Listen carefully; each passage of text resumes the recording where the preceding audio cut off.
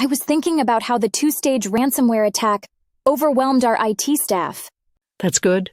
You should be thinking about Ivan from IT and how you and your work unit colleagues need to better coordinate with him and his IT colleagues. What? Did I do something wrong? Well, not intentionally, but why don't you put yourself in Ivan's shoes and see how harmful the attack was? Hola, Yasmin. Gracias por contactarme. Huh? Oh, man?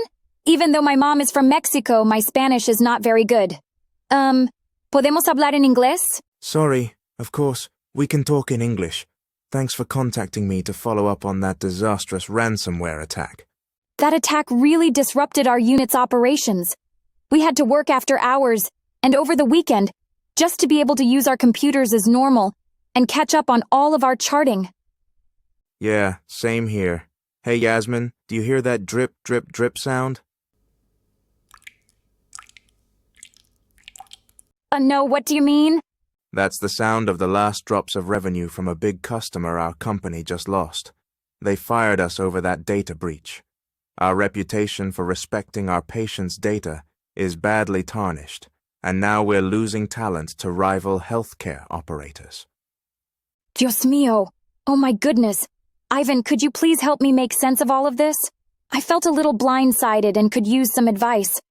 Okay, when one of the victims of the spear phishing attack clicked the link, that action enabled the penetration of the malware, we call it a payload, into the system at 9:20 that evening. And within 50 minutes, the malware had encrypted the mission-critical databases. That fast? 50 minutes?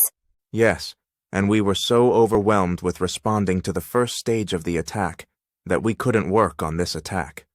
Of course, that was the attacker's plan. If only we had had notice. I have two questions. First, how could we have helped you find out about the attack sooner? Second, if you did know about the attack sooner than you did, how could you have stopped the attack from happening? I'll answer your second question first, because it presents a technical problem for which there's a readily technical countermeasure solution. The first question is far more difficult, but I have an answer for that one also. Cool, I'm all ears. Okay, first, the technical countermeasure. With timely notice of the spear phishing email, we could have detected the penetration of the suspicious code.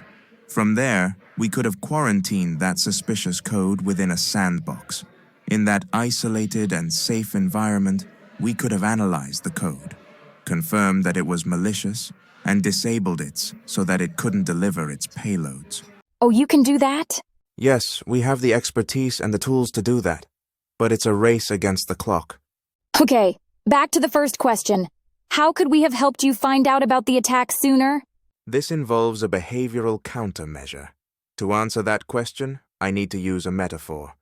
Think about a boat with a leak that is letting water in just as fast as a guy is able to bail the water out. Let me guess. You're the guy bailing the water out, using your technical measures to defeat the attackers?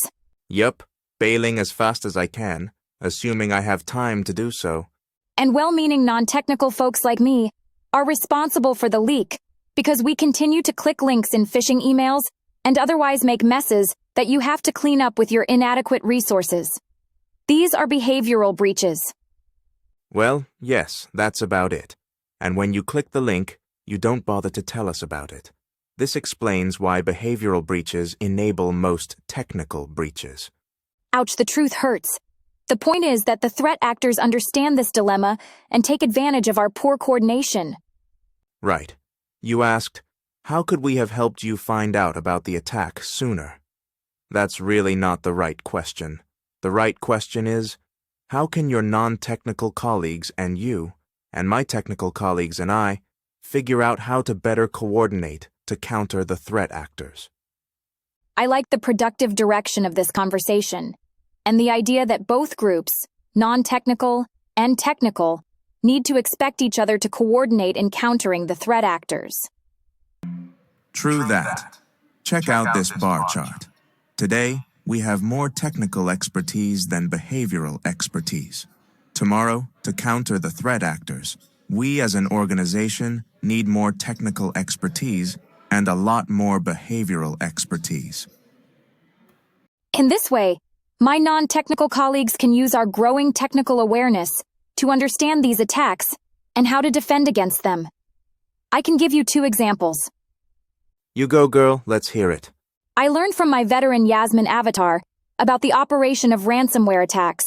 Her explanation demystified those attacks. So that's one example. The second is where just now, you helped me understand why it's urgently important to give timely notice of suspicious activity to IT.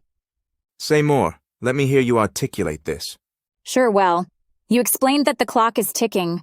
Yes, please give us timely notice. I see. And with timely notice, you can use technical countermeasures such as sandboxing. Exactly. Right. I don't need to know the details of how you do that. I just need to know that you can do it if you have time. Until now, no technical expert explained this to us, so how are we to know? Fair point, Yasmin. Technical experts sometimes disregard users for their lack of technical expertise.